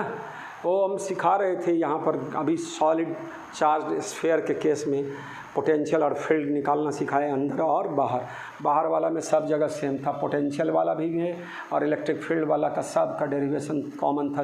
3 4 ऊपर में जो दिखाए हैं पॉइंट सब। लेकिन इनसाइड वाले में ये देखना है ना, सबसे ज़्यादा पोटेंशियल कहाँ पर था, तो सेंटर पर था। सरफेस पर का 1.5 गुना ज़्यादा था। यह पैराबोलिक ग्राफ है। कैसा पैराबोलिक है भाई, डाउनवर्ड पैराबोलिक है इस माइनस के आधार पर, है ना। तो कहाँ था माइनस, दिस मच हेयर। और भी वैरीज 1/r, यह हाइपरबोलिक ग्राफ था। तो इस तरह की चीज़ों को आप रिपीट करते रहो, ग्राफ को, है ना, बनाने का कोशिश कीजिए। ये पिछला, है ना, इलेक्ट्रिक पोटेंशियल में ये टर्म सब छोड़ दिया, मतलब इस डेरिवेशन को छोड़ा गया था। क्यों छोड़ा गया था, तो रिज़ल्ट इलेक्ट्रिक फील्ड का वहाँ कूलम्ब्स लॉ से निकालेंगे तो बहुत लंबा चौड़ा हो जाएगा। लेकिन गॉस लॉ से तो 2 लाइन में हम लोग फ्लक्स निकालते हैं और दूसरा गॉस लॉ का यूज करके फ्लक्स बराबर total charge inside the Gaussian surface by epsilon 0 करके इलेक्ट्रिक फील्ड का फॉर्मूला निकाल लिए और उसकी सहायता से हम लोग इलेक्ट्रिक पोटेंशियल बड़ा ईजी वे में निकाल लेते हैं बच्चों। तो आप नोट्स को तैयारी करने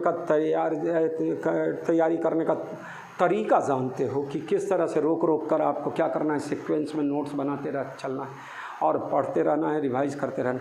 अभी हम आपको ले चल रहे हैं, एक सवाल, टिपिकल सवाल बताते हैं।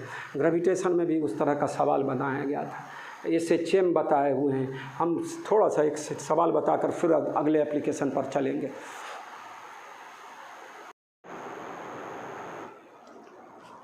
एक सवाल दे रहे हैं बच्चों, ग्रेविटेशन में एक सवाल बताए थे कि एक टनल ड्रॉप करते हैं लॉन्ग द डायमीटर और उसमें एक पार्टिकल को ड्रॉप करते थे तो वो एक्सिक्यूट करता था SHM और उसके टाइम पीरियड का फार्मूला निकाल के दिखाए थे 2π√r/g, where r is the radius of sphere, मतलब अर्थ, तो और g acceleration due to gravity. Same चीज़ है यहाँ, केवल इलेक्ट्रिकल फोर्स, वहाँ ग्रेविटेशनल फोर्स की बात थी, यहाँ इलेक्ट्रिकल फोर्स की बात होगी। तो कहता है if a tunnel is dug along the diameter of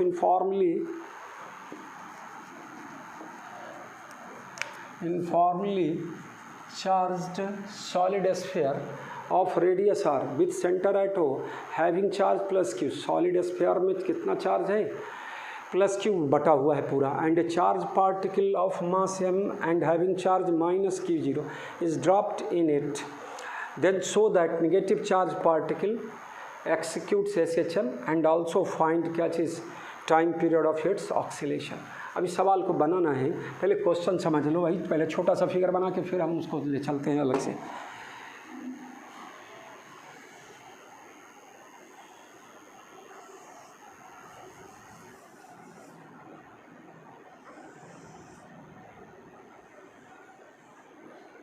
एक स्फीयर है जिसमें दिखा रहे हैं कि एक टनल डग कर दिया गया है, सुरंग खोद दिया गया है पूरा। यह प्लस चार्ज वाला है, यहाँ माइनस Q0 चार्ज रखते हो, माइनस चार्ज पार्टिकल है, इसको माइनस Q0 और m मास m, और इस पर प्लस Q चार्ज है। इसका रेडियस क्या है ना, R दिया हुआ है पूरे स्फीयर का।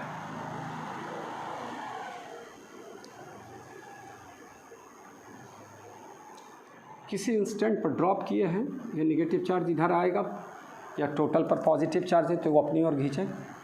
किसी पॉइंट P पर है और इसका ये डिस्टेंस क्या है, मान लीजिए x है सेंटर से, तो अब इस पॉइंट P पर electric field intensity eight P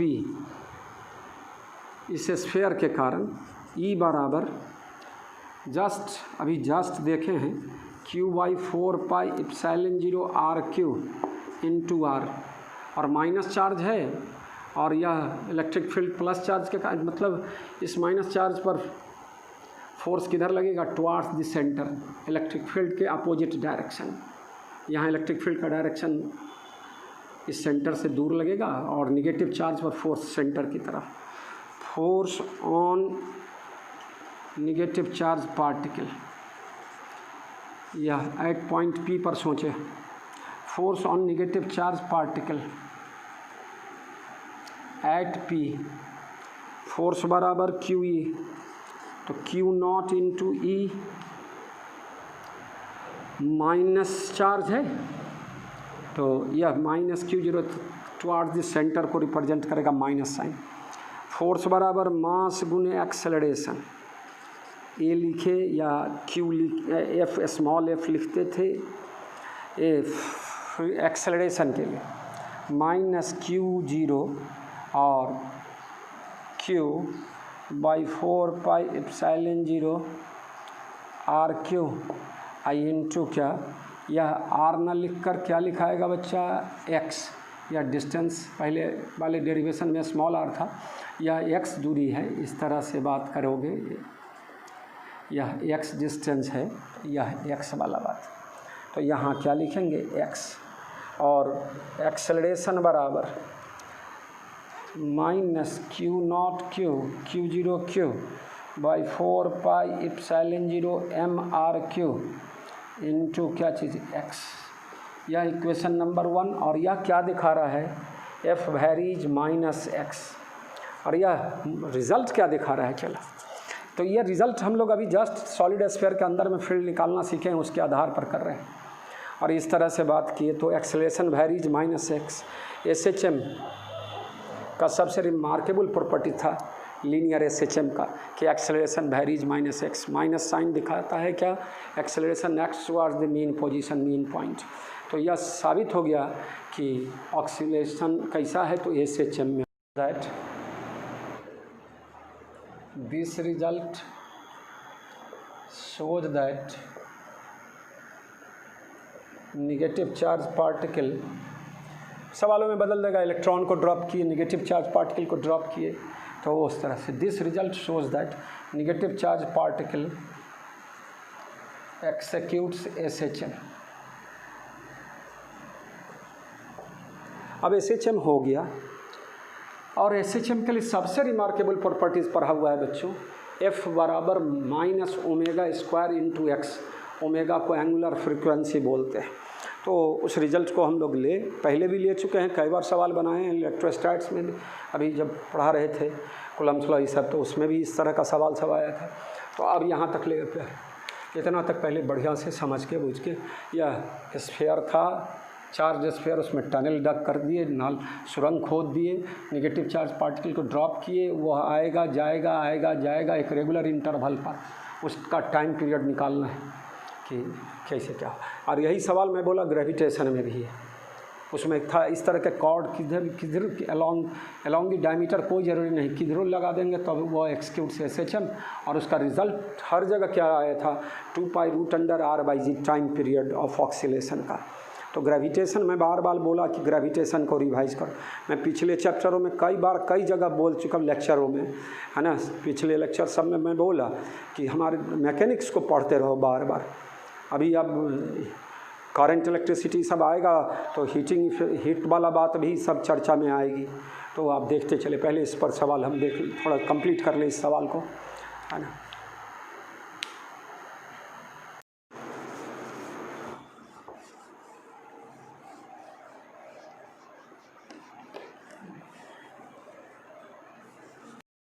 SHM हो गया कि SHM है, ये दिखा रहा है SHM। तो फॉर SHM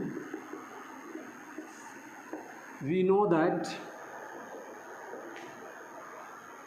कॉपी पर लिखने का तरीका है, जाने या ना जानो बच्चा लिखना पड़ेगा। वी नो दैट हम लोग जानते हैं, है ना।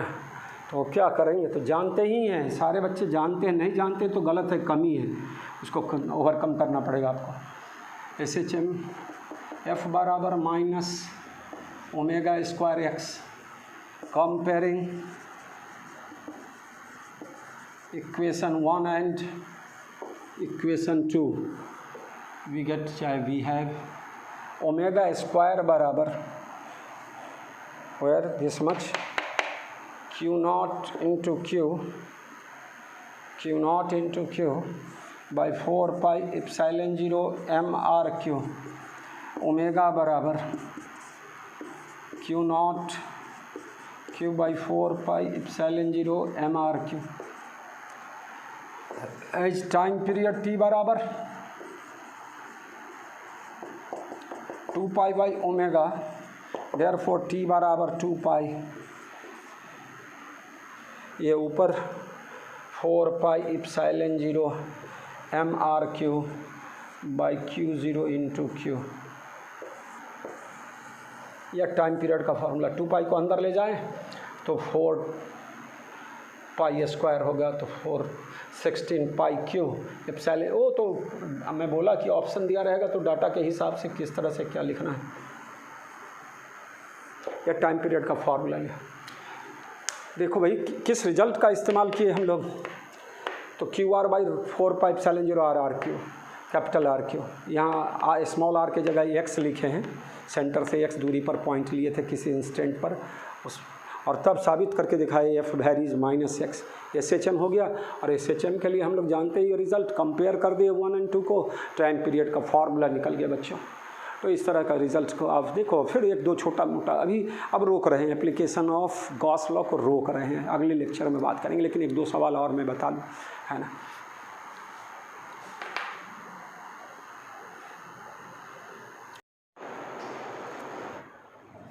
एक सवाल दिए फिर मैं दिखाया, सॉलिड चार्ज स्फीयर के केस में पोटेंशियल सबसे ज़्यादा मैक्सिमम होता है सेंटर पर, और तुम्हारे क्वेश्चन पूछता है find out the distance of A point from the surface.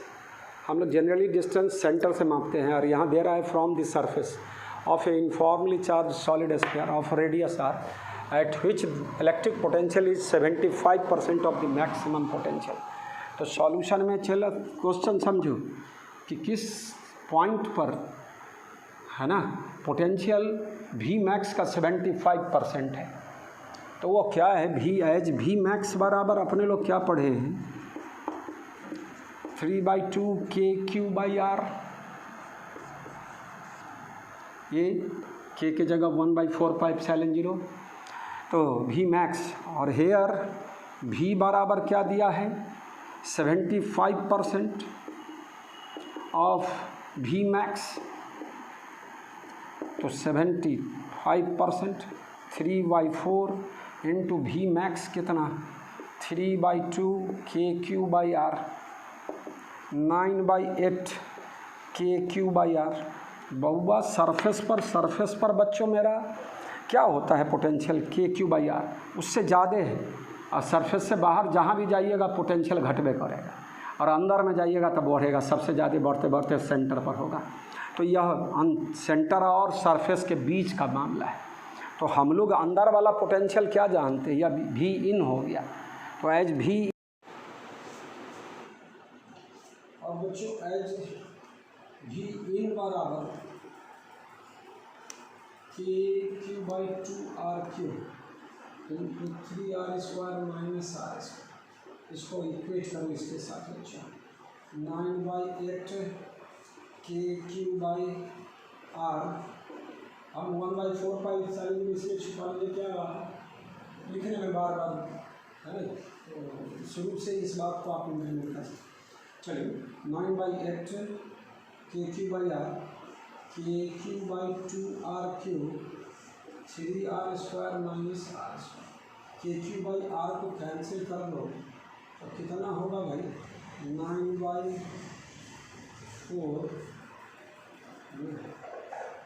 यहाँ 9/4 r², ये r² इधर चला, 2r² r से r कैंसिल बराबर 3r² - r², सॉल्व करो, r² बराबर 3r² - 9/4 r², एलसीएम होगा कितना बचेगा, 12 - 9 12 - 3/4 r², इसका मतलब r बराबर, मेरा बच्चा यहाँ से सीधे जंप करके यहाँ में आए, r बराबर √3/2 r,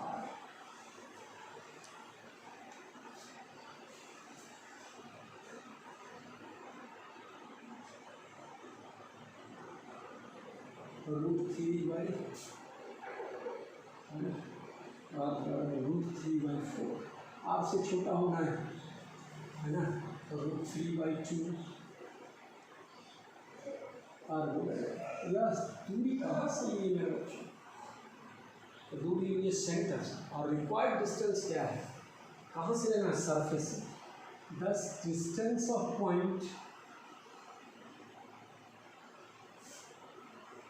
फ्रॉम द सरफेस, तो क्या करोगे, r माइनस कितना, √3/2 इंटू क्या चला, this is your required answer. तो इस तरह से मतलब सवाल को समझना, ये पोटेंशियल वाली बात करेंगे।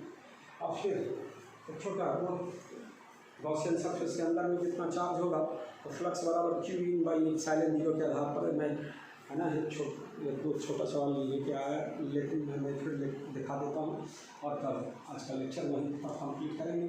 अगला टॉपिक फिर एप्लीकेशन ऑफ गॉस लॉ से ही रिलेटेड होगा। अभी चलिए देखिए, इसको राइट डाउन कर लीजिए। यह वी मैक्स कितना जानते हो, दिया हुआ है कि ऐसा पॉइंट है जहाँ पर पोटेंशियल मैक्सिमम का 75% है, तो वो निकाल लिए। हम लोग देख रहे हैं कि क्यू बाई आर से क्या है, जो सरफेस पर का वैल्यू उससे क्या है ज़्यादा, तो सरफेस पर से वैल्यू पोटेंशियल ज़्यादा तभी होगा जब अंदर में पॉइंट हो। बाहर में कभी भी कहीं भी जाइएगा तो सरफेस पर से जाके पोटेंशियल क्या होगा, घटता हुआ चला जाएगा पॉजिटिवली चार्ज स्फीयर पे। तो यह इतना बात समझे कि अंदर में पॉइंट है, अंदर वाला केस का पोटेंशियल जानते हैं, जो पोटेंशियल निकाले हैं उसको इस रिजल्ट के साथ इक्वेट किए तो स्मॉल आर निकला। स्मॉल आर का point, small r distance of particular point from the centre है, हम लोग को निकालना है distance of particular point from the surface. तो सरफेस वाला कैसे निकाले हैं, रेडियस में से इस स्मॉल आर को हम लोग सब्ट्रैक्ट कर लिए और रिक्वायर्ड आंसर हम लोग को मिल चुका। तो इतनी बात समझिए।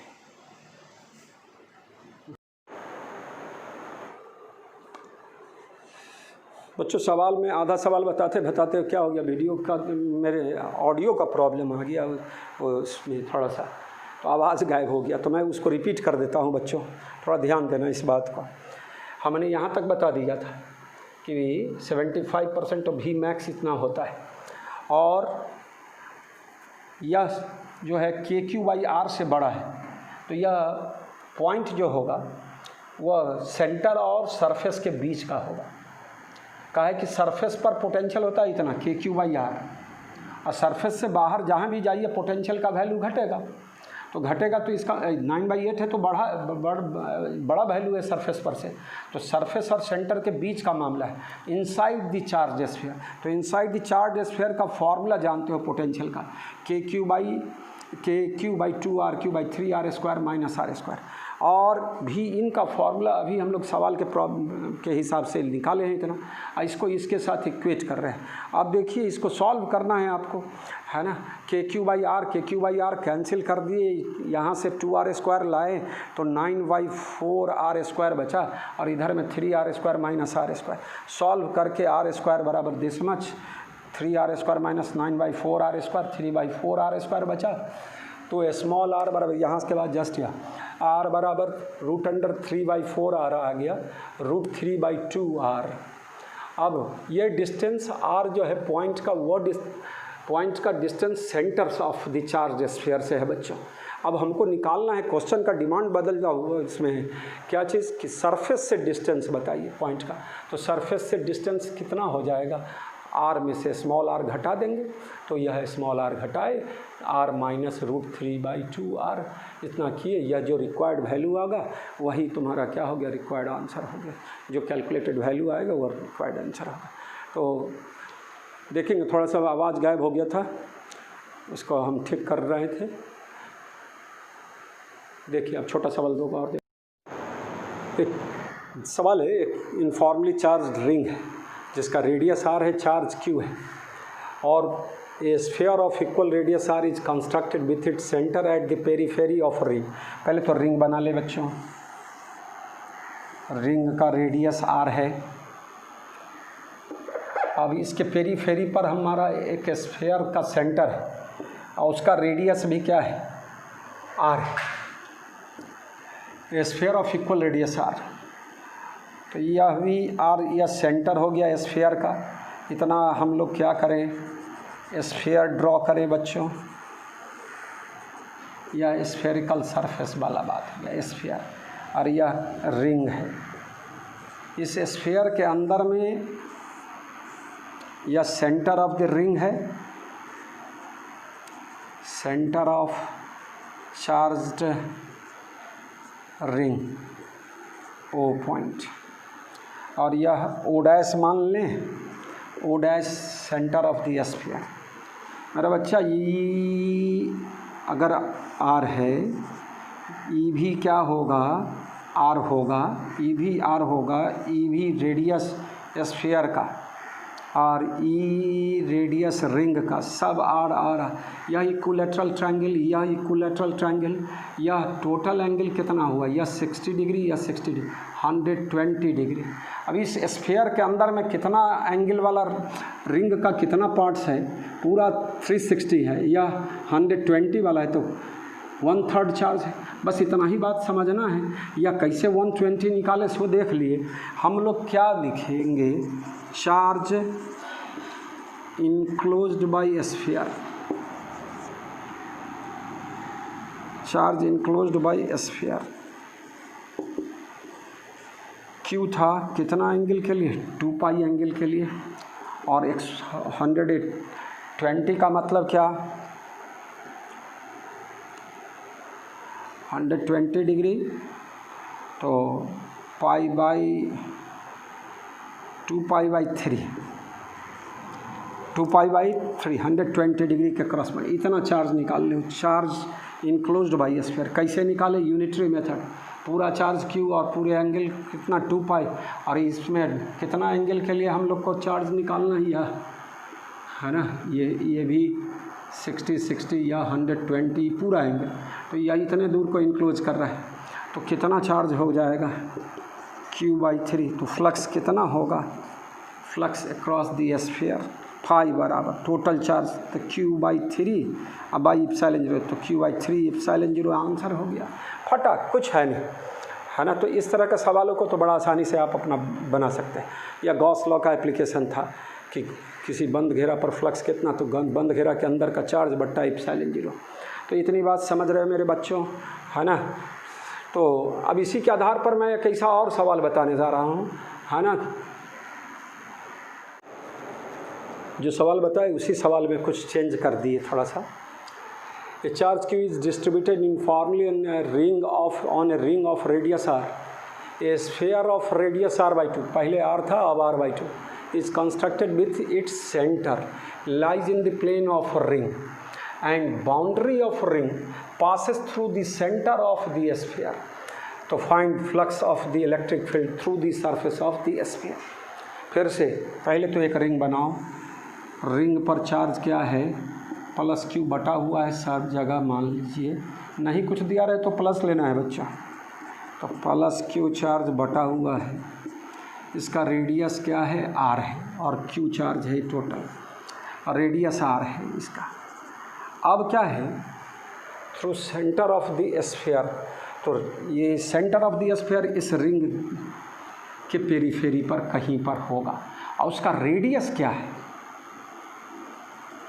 यह ओ ले और ओ डैश ले ली, लेकिन radius of the sphere is how much R by 2। इससे पहले वाला प्रॉब्लम में आर ले रहे थे तो वह सेंटर से पास करता था, इसका रिंग का पेरीफेरी इसके सेंटर से और स्फीयर का पेरीफेरी मतलब सरफेस इसके रिंग के सेंटर से। लेकिन अब जो यह आर बाई 2 वाला है तो स्फीयर को डॉटेड लाइन के द्वारा दिखावे, ये स्फीयर है, अब इतना ही चार्ज यही इंक्लोज करेगा, यह स्फीयर, ये स्फेरिकल सरफेस है, स्फीयर है ऑफ रेडियस कितना आर बाई 2, यह पूरा आर है मेरा बच्चा, यहाँ से यहाँ तक यह आर है, लेकिन ई डिस्टेंस जो है आर बाई 2 है, ये डिस्टेंस भी क्या होगा बाई 2, ये डिस्टेंस भी क्या होगा आर बाई 2 और यह डिस्टेंस क्या होगा पूरा यानी इस तरह से आर के बराबर, पूरे डिस्टेंस के बराबर, ये डिस्टेंस आर बाई 2, ये डिस्टेंस भी आर बाई 2, ये डिस्टेंस मेरा बच्चा आर, ये डिस्टेंस भी मेरा बच्चा आर, रिंग का रेडियस और ये स्फीयर का रेडियस आर बाई 2। ये एंगल मान लीजिए कितना थीटा बाई 2, तो ये भी एंगल क्या होगा थीटा बाई 2। कोसाइन फार्मूला पढ़ाए हुए बच्चा है ना, यह डिस्टेंस भी आर है तो cos theta by 2 from cosine formula, figure समझना था, बड़ा रेडियस वाला रिंग है उससे आधा रेडियस वाला स्फीयर है, स्फीयर का सेंटर कहाँ पर है रिंग के सरकमफेरेंस पर है, तो इस आधार से फ्रॉम कोसाइन फार्मूला बोलो भाई कॉस थीटा बाई 2 बराबर how much this square plus this square, तो r square plus r square minus this square, तो आर बाई 2 का होल स्क्वायर, तो आर स्क्वायर बाई 4 अब बाई 2 आर 2 ए, तो आर तो 2 आर स्क्वायर कितना हो गया बच्चों, या 2 R square 8 R square 7 R square ऊपर बचा और नीचे 8 4 हो जाएगा, 4 इंटू 2 8 आर स्क्वायर, 7 बाई 8 निकला कॉस थीटा बाई 2। हमको निकालना है थीटा, ट्रिग्नोमेट्री का फॉर्मूला सब याद होना चाहिए मेरा बच्चा है ना, कॉस थीटा बराबर आप लोग जानते हैं कॉस 2 थीटा बराबर 2 cos square theta minus 1, cos theta बराबर 2 cos square theta by 2 minus 1,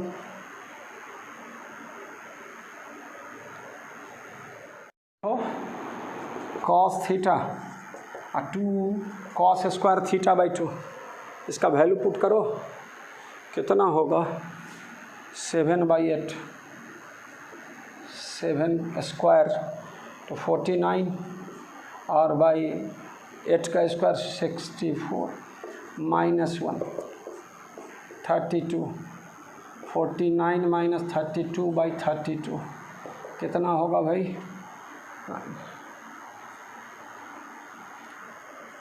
17 by 32, cos theta निकला मेरा का, थीटा इन्वर्स बराबर कॉस इन्वर्स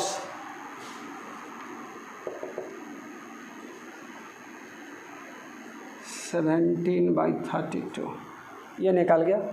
और तुमको पता है कि 2 पाई के लिए कितना चार्ज है क्यू चार्ज, एज 2 पाई एंगल के लिए कितना चार्ज है भाई Q, तो कितना एंगल के लिए cos इनवर्स 17/32 के लिए कितना होगा, तो Q/2 pi unitary method into cos inverse 17/32, यह चार्ज निकल गया इस स्फीयर के अंदर का। देयरफॉर फ्लक्स जो रिक्वायर्ड है, flux of the electric field through the surface of the sphere, flux बराबर Q/ε0। तो क्या लिखोगे, Q/2 पाई ε0 cos इनवर्स 17/32 आंसर होगा। इस तरह का कुछ डाटा सब आ जाए जिसमें एंगल आसानी से निकल जाए तो 2 पाई वो सब डिवाइड हो जाएगा तो रिज़ल्ट आ जाएगा। तो इस तरह से सवाल को बदलते रहेंगे। तो उसी पिछले सवाल का में से कुछ सवाल चेंज कर दिया गया तो नया सवाल आ गया। तो इस तरह से देख लेंगे थोड़ा सा, है ना, यहीं तक रखेंगे। कुछ सवाल भी बताए, कुछ है ना एप्लीकेशंस कुछ सिखाए, 2 सिखाए 2-3। उसके बाद हम पोटेंशियल पर ले गए, आगे भी पोटेंशियल पर ले जाएंगे। जैसे जैसे इलेक्ट्रिक फील्ड का फॉर्मूला हम लोग गॉस लॉ की सहायता से निकालेंगे, जो पहले कूलम्ब्स लॉ में भी कुछ का बताए हुए हैं, कुछ को छोड़े हुए हैं, लेकिन अभी गॉस लॉ के आधार पर जो साइमेट्रिक वाला केस वाला चार्ज का साइमेट्रिक डिस्ट्रीब्यूशन वाला केस होगा, उसमें गॉस लॉ लगा के इलेक्ट्रिक फील्ड निकालेंगे और पोटेंशियल एट एनी पॉइंट निकाल लेंगे। और इस तरह का छोटा सवाल सबको देखना मस्ट है। तो सवालों का ही दौर है, ऑब्जेक्टिव का दौर है बच्चों। रिवाइज करते रहो। बोर्ड में तो हम बोले ही पिछले लेक्चर में state and proof Gauss law, कुछ छोटा मोटा सवाल पूछ देगा। हम अगले क्लास में फिर गॉस लॉ पर से रिलेटेड सवाल बताएंगे, एप्लीकेशन ऑफ गॉस लॉ को आगे बढ़ाएंगे। तो आप पढ़ोगे घर पर रह के और रिवाइज करते रहो पिछले क्लासेस को। ठीक है बच्चों।